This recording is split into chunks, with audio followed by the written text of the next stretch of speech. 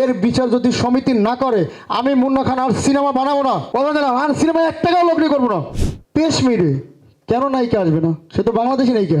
এর বিচার যদি সমিতি না করে আমি 1 টাকাও লগ্নি করবো না। কিন্তু নায়িকা তো নায়িকা, তার বাসায় তো আমি চাইলেই যেতে পারবো না। আফটার লং টাইম তসনসের মতো একটা সিনেমায় কাজ করছে, সেটা তো তার সৌভাগ্য কপাল। আপনি মুন্না খানকে দেখেই কিন্তু সিনেমায় সাইন করছেন। মুন্না খান কৌশলী মুখার্জির সাথে কাজ করছে, আপনি কেন আসবেন না? কালকে বললেন সিনেমায় আসবেন। যেই জায়গায় খসরু ভাই বলছে ভালো হয়েছে সিনেমা, যেই জায়গায় সেন্সর বোর্ডের প্রতিটি লোক বলছে 10টা সিনেমার ভিতরে যদি ভালো বলি তাহলে সেটা তছনছ। আগামী 10 বছর এরকম একটা সেট ফেলাইতে দেখি নাই এফডিসির ভিতরে। তাকে তার যোগ্য সম্মানের চাইতে তার 100 গুণ বেশি দেওয়া হয়েছে। সে আসলো না কেন? আমার যদি 4 কোটি টাকা তার জন্য লস হয়ে থাকে, সে কোনো প্রমোশনে আসবে না, সে কি আমার কাছে কোনো টাকা পাবে? মুন্না খান কৌশলী মুখার্জির সাথে কাজ করছে, বদিউল আলম খোকন ববিকে যেভাবে প্রেজেন্ট করছে তছনছে ডাবল রোলে। আমি আসলে যদি প্রযোজক হিসাবে কথা বলি, তার বাপেও কোনোদিনও প্রেজেন্ট করতে পারে না। যদি একদম প্রযোজক হিসেবে বলি, কারণ একটা মানুষকে ঠকানোর একটা লেভেল থাকে। আমি ঈদের পরে আমি যাচাই করে ঈদের পরে আমি সংবাদ সম্মেলন করব। সংবাদ সম্মেলন করার পরে আমি মামলা করব। শিল্পী সমিতিতে প্রযোজক সমিতি আমি তার স্কিল লিখিত দরখাস্ত দিয়ে যাবো।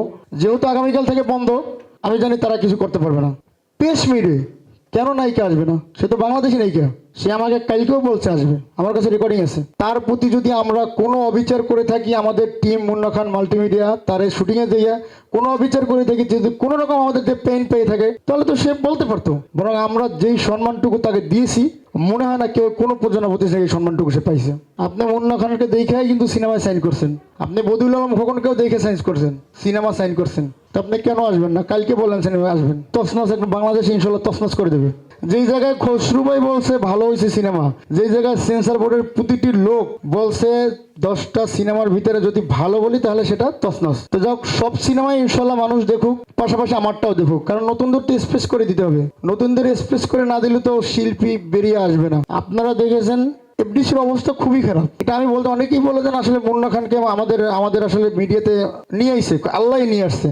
এরপরে কত শুটিং যে হয়েছে সেটা আপনার মানুষকে জিজ্ঞেস করেন, কত সিনেমা শুটিং হয়েছে তছনছ শুটিং শুরু হওয়ার পরে। অনেকে বলছে আগামী 10, মিশা ভাই নিজে পোস্ট দিয়েছে তার পেজে, আগামী 10 বছর এরকম একটা সেট ফেলাইতে দেখি নাই এফডিসির ভিতরে। তাকে তার যোগ্য সম্মানের চাইতে তার 100 গুণ বেশি দেওয়া হয়েছে।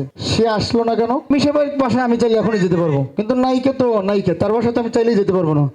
নায়িকাকে তাকে সম্মান দিয়ে তাকে দাওয়াত দেওয়া হয়েছে, এবং এটা তার সিনেমা, এটা ববি হকের সিনেমা তছনছ। আফটার লং টাইম তছনছের মতো একটা সিনেমায় কাজ করছে, সেটা তো তার সৌভাগ্য কপাল।